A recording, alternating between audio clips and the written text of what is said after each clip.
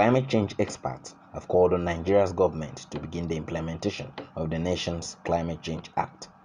Some of them who were participants at a media roundtable in Abuja say there is a need for practical actions by the federal and state governments to tackle climate change and mitigate its effects on Nigerians. They also add that February 2022 United Nations report released by the International Panel on Climate Change reveals that weather conditions in the country and the continent is worsening, and its effect on citizens have become dire. Our style of agriculture in Nigeria is also, in fact, our agri extension services is affected by almost all the impact coming from this IPCC report. They are all affected because, one, we are mostly rain-fed agriculture country. You get the point. The optimum requirement of moisture, we should take it into consideration by knowing when to plant, what to plant at that time, and how long the rainy season will be. Their report hinge on those things. If the weather situation is not conducive, certain types of crop will always fail. In Nigeria, like last year, rice failed in so many places. Not because of some other activities, but because they are not actually adapting the weather forecast that was given, that let's use it, let's plant this type of variety at this particular time so that you'll be able to get what you need. But then when you plant a long time crop for a short period of rainy season, are you going to get any result? At the end of the day, what are we talking about? We are saying we want to fight food insecurity. You understand? And then you are not adhering to this the dictate of a climate situation. At the end of the day, we are going to go hungry. Look at the price of foodstuff now in the market. It is not because of politics. It is because of climate too. Because some of the crops are not doing the way they are doing. And you now have to look for source for those crops elsewhere to bring. And the issue of politics now coming. Transportation. Now look at the issue of fuel crisis now. Everybody is in the filling station waiting for fuel. By the time you get the fuel to go and bring a bag of rice that is 20 naira, probably in Suleja, and he transported that rice 25 naira. You are supposed to buy that bag of rice 20 naira, but he transported the bag of rice 25 naira. Is he going to sell it to you 45 naira? He will sell it to you 55 naira. And for you to say, okay, let me go to the market to go and buy it, you don't even have fuel. Are you going to trade? So these are the implications of these issues on Nigeria. But the way we are doing business in Nigeria is that most of these implications, we are actually increasing it on ourselves. We, as a country, we need to do what we need to do to get the best out of this impact. This impact is not released just for us to read it on piece of paper. To apply it within our own domain so that we reduce this impact on us. To an extent, we can't prevent it anymore. It's already happening. Just as he said, the issue of 1.5 degree centigrade increase in the temperature of the atmosphere. By the time we got to that, actually, some stories, some of us will not be here to tell the story. And then, yes, the greenhouse gas that is making that thing to happen. In so many areas, the emission is decreasing. But this temperature kept rising. It's no longer obeying because we're supposed to have started the journey of reducing emission some decades ago. We didn't. Just like the way we do business in Nigeria. When we say we should do something, until when the person is sick before you say, okay, let's give him the prevention. No, it's not like that.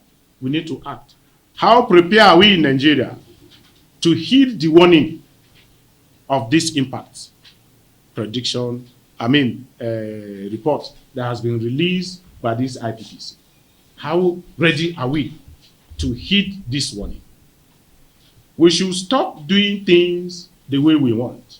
Let's do it in a scientific way, and let's not be politicizing our issues to solving environmental problems. Because preventive measures after the damage has occurred is not a good one. We should stop that approach. Having itemized the prone areas that will affect Nigeria, we now looked at the provision of our newly signed into law act, that is the Climate Change Act, that was signed sometimes in November 2021 by the President. There are enormous provisions in the act. They provided for establishment of the council.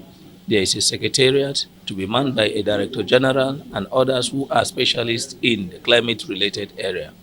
But between that period and now, one would have a reasoning that yes, the provisions of the act would have been activated by making appointment and setting up the secretariat, because the effects of the reports is going to be enormous in Nigeria if we don't have an institution that will work towards implementing it. So as it is, the law is inactive. We are calling on the president, having signed the law into act, to also make the necessary appointment and constitute the board that will work towards implementation of climate-related issues, so as not to make Nigeria at a very disadvantaged situation, because we believe that the delay in implementation is going to have a devastating effect on us. Because ordinarily, this is what we ought to have started long ago. But now that we have started, we don't need to delay the implementation again, so that more havoc will not be wreaked on the nation. For us as a country, we need to build resilience. We need adaptation. We need to adapt to already what is happening. The situation of poverty in our country, you know how bad it is. And if we do nothing about this, then the poverty level will increase, because the report highlights that Africa is a hotspot, and that means that Nigeria is one of the hotspots. We are very vulnerable because we don't have money to implement some of the adaptation plans or actions. And so, as a country, this should be a priority. Because we, in as much as crude oil is our major source of income, agriculture employs more than 70% of the population.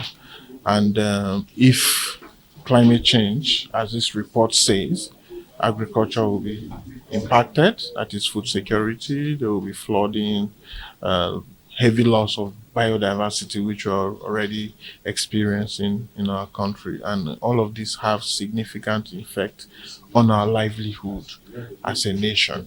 And that's why we need the government to implement as soon as possible the Climate Change Act, and we also call on the international community as well to fulfill some of the promises, they've made. We need resources, we need money for adaptation, and without which it will be very difficult for us. When the president went to Paris at the COP, he promised that Nigeria will get to net zero emission by 2060, right? And he backed that up with an action, which is the Climate Change Act.